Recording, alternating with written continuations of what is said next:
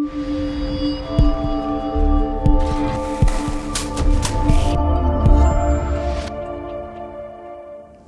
morning.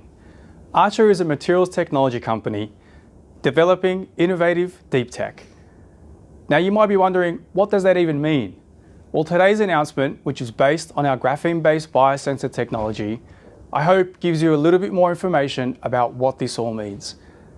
To think that a few years ago, we were literally working with ores in the ground, and here we are, 3D printing components of a biosensor. These tools allow us to rapidly develop our technology, which is in line with our strategy.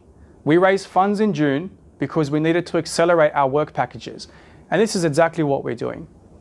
The second aspect of our announcement today is that the World Intellectual Property Organization has published the full details of our patent application.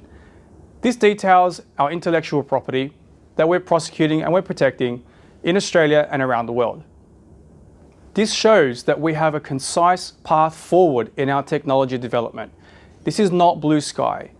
We know exactly what we need to achieve. We know where the value lies, which is in the development of the technology and the progression of the development of this technology. And so we look forward to continue to update you on the progression of the development of our graphene-based biosensor in the months to come. Thank you.